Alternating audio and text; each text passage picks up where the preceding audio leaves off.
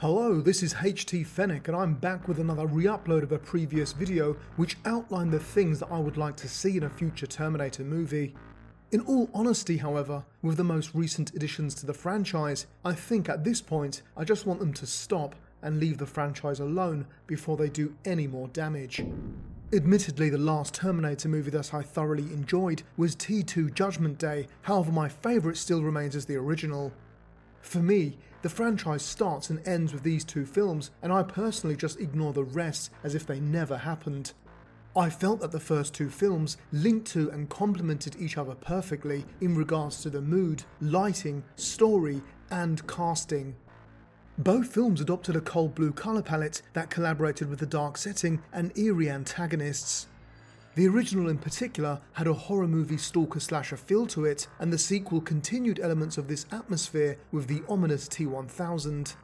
I also felt that the casting of the heroic characters, such as Edward Furlong's John Connor and Michael Biehn's Kyle Reese, were the best the franchise has seen.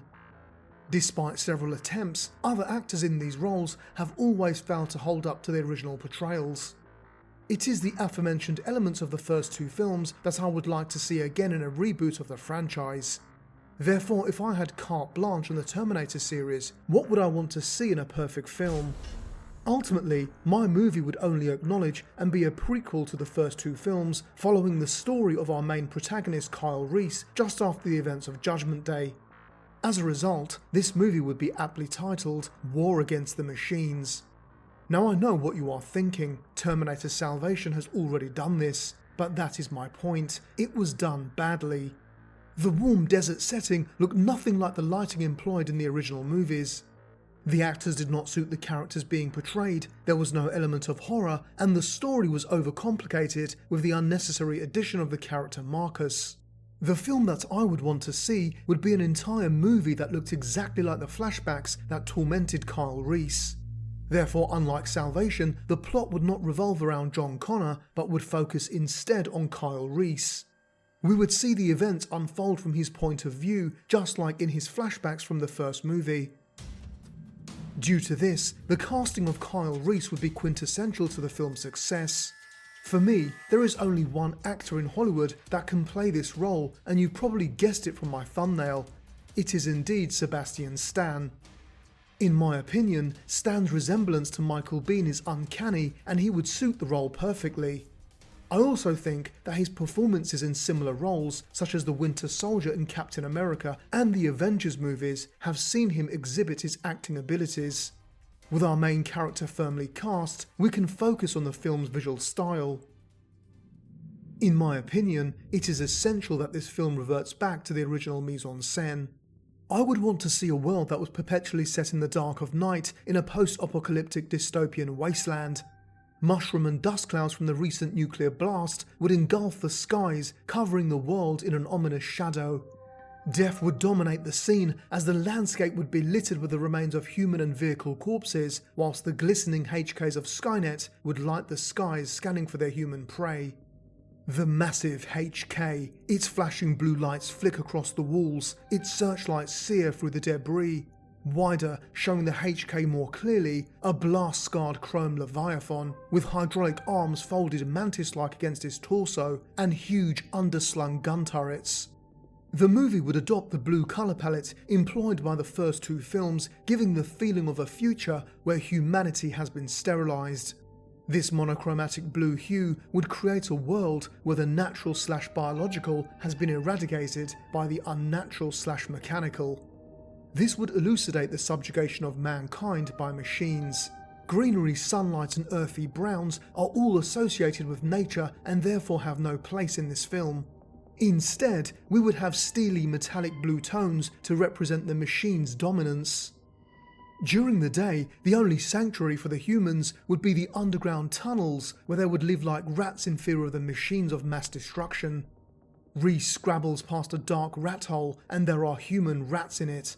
Some of them are sobbing or screaming.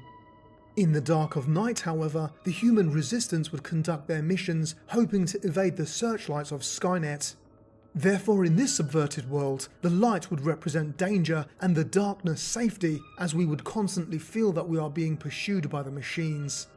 The film that I would like to see would have a Mad Max feel where the humans have to use ingenuity to survive. Massively outmatched and outgunned by the machines, the Resistance pieced together the new and old in order to fight back against their antagonists.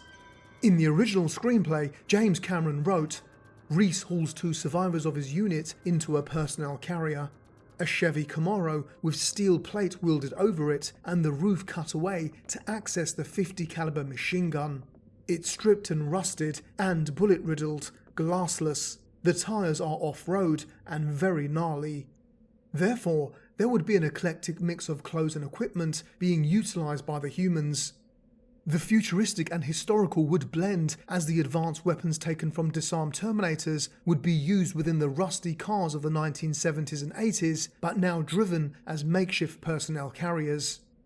They would be customised and armed with weapons from bygone eras. Military vehicles and jeeps would also be used, as the humans would adapt whatever they could salvage to their advantage. This would reinforce the fact that the whole of humanity is fighting for their lives, as we all need each other to survive. People of all types would be forced to fight, regardless of their gender, age, or health.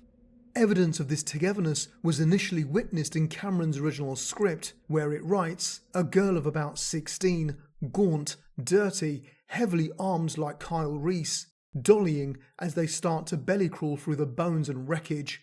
They pass the body of a child, a boy of about 10, centre punched with a smoking hole." The premise: soldiers in a nightmare war. The premise of the movie would be about the human survivors of Judgment Day trying to avoid the machines by day and conducting their operations by night. The Resistance would work towards attacking factories and breaking humans out of Skynet's work camps. They would desperately try to evade capture, where they would be put into camps for orderly disposal or forced to work loading bodies into the disposal units. The film would literally be hell on earth, and this is where the horror would come from. The tone. The tone or mood of this film would be just as bleak as the lighting and colours. A vista of moonlit devastation. White ash blows in drifts among fire-gutted ruins. Blackened bones lie everywhere in heaps. Searchlights sweep the night. Another aerial unit hovers several blocks away, firing traces into the ruins. This dystopian future would represent humanity's darkest hour, and as a result, I would not want any elements of comedy. Gone are the cheesy references to the previous movies and moments like talk to the hand. This film would restore the horrific elements of the original. The horror villain. Every good horror movie needs its monster, and War Against the Machines would be no different. In the original movie, Kyle Reese said, "The 600 series had rubber skin, we spotted them easy." This idea of the rubber skin Terminators always fascinated me, as I felt the concept, if done right, would be truly terrifying. Although Salvation depicted these rubber skin T-600s, they did so unsuccessfully, and my version of these machines would look less like this, and more like this. The robotic Schwarzenegger dummy in the original movie terrified me as a child and provided me with ample nightmare fuel for months. I feel that a Terminator that does not quite look human would give the movie an original angle whilst enhancing the horror film element. What has always annoyed me is the insistence to use CGI instead of animatronics to depict robots. Surely a computer-generated image of a robot does not look as realistic as an actual robot. These rubber-faced assassins would need to conceal their identities with overcoats, hats, and/or sunglasses in order to make their way into the hidden tunnels. From a distance, they look human, but on closer inspection, the horror is revealed only too late. An innocuous, rag-dressed man flips back his poncho to reveal a powerful plasma rifle. He opens fire, running forward. Energy bolts rip into the crowd, a figure looms above, a silhouette in the smoky, hellish glare. The Terminator, its eyes glow red. It would only be towards the end of the film that we would finally see the more advanced T-800s that are much harder to identify. The cast. In regards to the cast, I am going to say something quite controversial here. I would not have the T-800s depicted by Schwarzenegger. Now, anyone who knows me understands that I am Arnie's biggest fan. However, even I think that he does not belong in a Terminator movie at his age. It sounds almost blasphemous, however I have to be honest. On the other hand, he could take a producer's role in the movie, or to contradict what I said earlier, lend his image to the CGI team to do what they did in Terminator Genesis. I have also seen some outstanding Schwarzenegger deepfakes online, so perhaps he could do the voiceover only for his role. After all, this is a film about technology, so perhaps deepfakes could work. If not, perhaps we could call on the outstanding voice acting skills of Joe Gaudette, who in my opinion has the best Arnie impression of all time. Failing that, an actor that resembles a young Schwarzenegger could also portray the Model 101, for instance someone like Callum von Moger. Although not the main character, John Connor would certainly be a major part of this movie, and I would love to see a healthy Edward Furlong return to play the role. This is however very unlikely, so perhaps a well-cast actor could work. The final scene. The film's climax would see the Resistance taking Skynet's mainframes and capturing the lab complex. However, as the story goes, a T-800 is sent to kill Sarah Connor in 1984. Finally, the movie would end with Kyle Reese volunteering to go through the time displacement equipment, and we would cut to the end credits. Themes and messages. With our current technological age, I feel that the film's contemporary context would prove extremely relevant and may even serve as a warning to our future. Humanity's current obsession with advancements in technology like AI could prove detrimental to our existence. These views have been expressed by intellectuals like Elon Musk, who have warned against technologies that we cannot control. Fears linking 5G to radiation poisoning and cancer have also been raised in recent years. Therefore, this film could present a highly topical allegorical message warning humans against creating technologies that could one day destroy us.